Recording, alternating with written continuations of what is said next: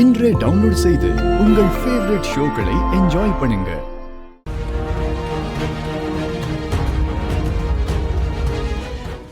இத பாத்தியா? கதிர் உனக்கும் ஜானகிக்கும் வாங்கிட்டு வந்த வேஷ்டி சட்டையும் புடவையும். மா, அதத்தான் நான் வேண்டான்னு சொன்னேன்ல. இதை யார் கொண்டு வந்து இங்க வச்சது? அவனா? அந்த கதிரா? இல்லப்பா, நீ வேண்டான்னு சொல்லிட்டு வந்துட்ட. இந்த புடவையும் வேஷ்டியும் ஹார்லயே இருந்தது. அது தனாவோ இல்ல கதிரோ பார்த்தா உங்க மனசு சங்கடப்படும்ல. அதனால தான்ப்பா நான் இங்க கொண்டு வந்து வச்சுட்டேன்.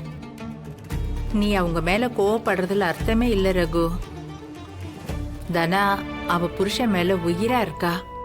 அதோட கதிரும் நாம வளர்த்த புள்ளதானப்பா. என்ன உன் பேச்சை மீறி அவங்க கல்யாணம் பண்ணிக்கிட்டாங்க, அது தப்புதான்.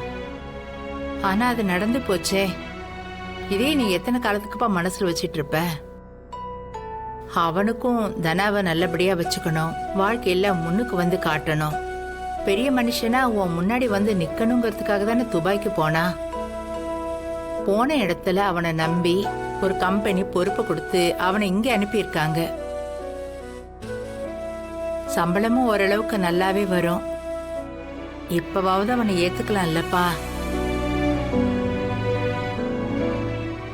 நம்ம தனா வேற புள்ளத்தாச்சியா இருக்கா. நீ அவனை மாப்பிள்ளையே ஏத்துக்கிட்டேன்னா அவளும் ரொம்ப சந்தோஷப்படுவாப்பா. குழந்தைய நல்ல விதமா பிறக்கும். அந்த குழந்தைக்காகவாவது நீ அவங்க 2 பேரையும் ஏத்துக்கணும்பா. ரகு, நடந்தது நடந்து போச்சு. இனிமேலாவது கதிர் தனா விஷயத்துல நீ ஒரு நல்ல முடிவா எடுப்பா. சரி, நான் போய் உனக்கு ராத்திரி டிஃபனுக்கு ஏற்பாடு பண்றேன்.